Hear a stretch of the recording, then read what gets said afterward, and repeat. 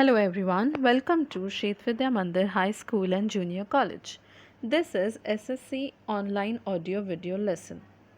Today we are going to study Geography, Chapter 2, Endogenetic Movement for 9th Standard by Miss Deepa Poddar. So, endogenetic movement means the movements that are happening on the earth. So, there are two types of movements, that is slow movements and sudden movements. So in my last video we studied slow movements. Today we are going to study sudden movements. So when we are saying that sudden movement, it means, can you guess what are we going to study in this video? That is, yes, earthquake and volcanoes. So here is a recap that we studied in my last video. We studied slow movements, mountain building movements, that is fold mountain, block mountain and rift valley. We also studied continent building mountains. Today we will study sudden movement, that is earthquake. And in my next video we will study volcanoes. Okay, I hope it is clear. Let's go in detail and study the sudden movements. Now, earthquake. Why does earthquake happen, students? Earthquake happens because of the movement occurring in the interior of the earth. Tremendous tension is created in the earth crust. When the tension goes beyond limit, the energy is released in the form of waves. This results in trembling of the earth's surface and it is called as earthquake. So you know what are the causes of earthquake? Whenever there's a earthquake happens, there are few things which contributes to happen the earthquake. That is moving of the plates. We all know that the earth has plates, and when the plates moves or sudden movements happen there, then the earthquake happens. Solidating of plates gives earthquake. Plates sliding one below the other. When two plates are sliding one and above the earth, that also causes earthquake. Now, forming of fracture in rock layer due to tension in the interior of earth. Now again, as we studied the fractures of the rock, or when there's a very big rock and the fracture happens and the rock breaks, that also gives a tension to the earth crust, that also causes earthquake. And the last one is occurring of volcanic eruption. Whenever there's a sudden volcanic eruption, that also causes some amount of earthquake with the different frequency. Okay, so we studied causes of earthquake. Now let's go to types of seismic waves. So there are three types of seismic waves, that is primary waves, or we can say P waves, secondary waves, or we can say S wave, surface wave, or we can say L waves. Okay, now we will study these waves in detail. Primary waves means there are first one to reach the surface of the earth after the energy intimated in the earth crust. So whenever there is an energy in the earth crust, the first vibration, the first thing that is felt, that is primary waves. They travel in very fast speed and goes to the S waves and L waves and forms earthquake. These waves can travel through all the three states. It can be liquid, solid or gaseous. But while traveling through liquid medium, their direction gets changed. It is because of the primary waves that the buildings on the earth crust surface moves back and forth. So you know, when there is an earthquake in the water, it can also change the direction. But when it is the earthquake on the floor or on the surface area, the only that part of the area gets affected. But when there's a earthquake in the ocean or in the lake side, it can also change the direction because of the water waves.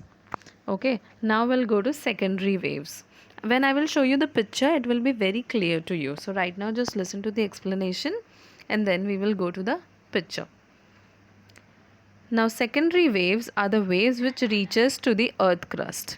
After the primary waves are called secondary waves. So when the it reaches to the earth crust, the vibration reaches to the earth crust, it is called secondary waves. Okay, Now the velocity is very lesser than primary waves.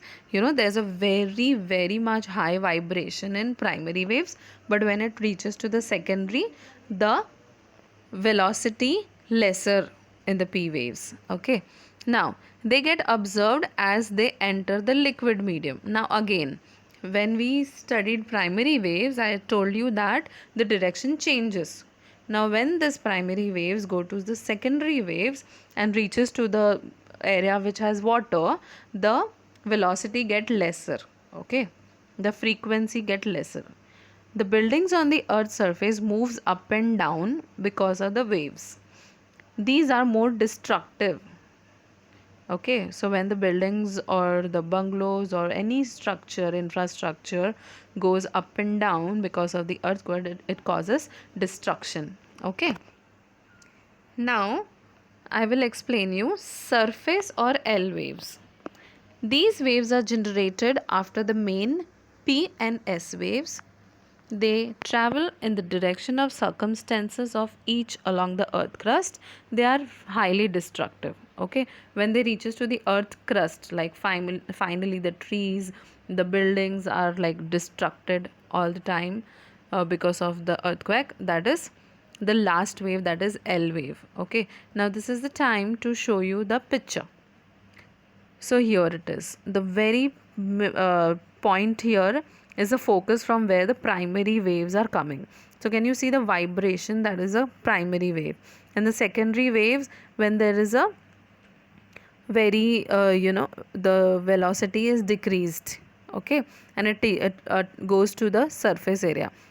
Now S waves. That is the S waves. And surface waves are L waves. L waves means when the vibration touched the road, buildings, trees and causes destruction. So I hope this is clear to you all, and if it is not, then go back to the textbook and read it. The picture in your textbook is also clear.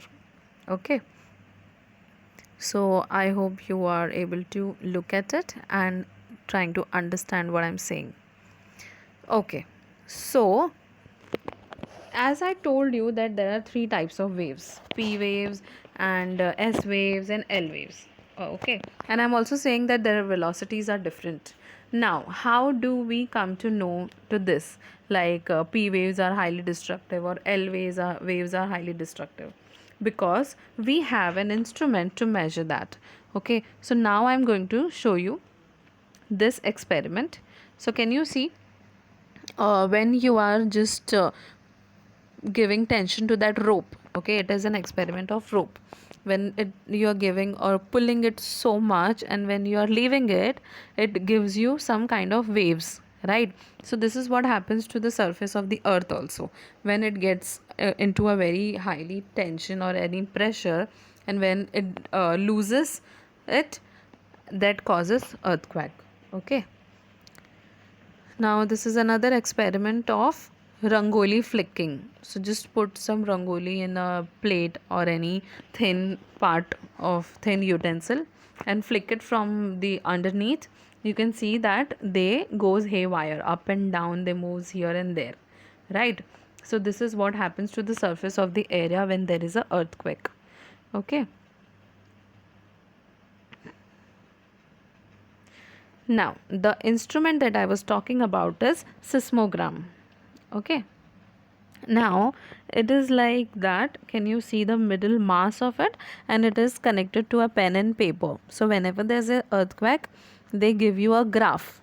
Okay, so when the graphs lines are too much high and low, it means the frequency was very high. Okay, so this instrument is called seismogram, and the graph that they give is called seismograph. Can you see the graph here is shown in the zoomed image? So that is when there's a P wave, it is from the primary waves. S wave is secondary wave, and L waves, which are very destructive, that is surface waves. Okay, so I really hope that you understood this, and now we will go to the effects of earthquake. Now What are the effects? So whenever we see a earthquake on the news channel or somewhere, or you, I don't know if you itself by yourself has experienced it. So what happens?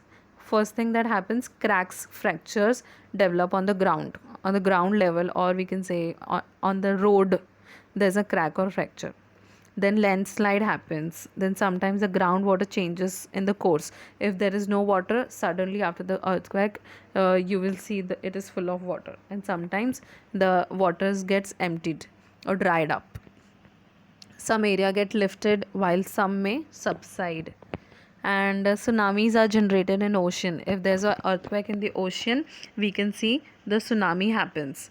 This waves gives a great loss for your life and for property also near the coastal areas. In snow covered areas, avalanches may occur. Building collapse and loss of life, transportation routes gets disrupted, communication system collapse. Okay, so these are the causes of the earthquake, or I mean effects of the earthquake. We studied causes, and this is the effects of the earthquake. So I really hope that this part of the chapter is clear to you. Next time we will study volcanoes. Okay, so please go back and read. Thank you. Have a nice day.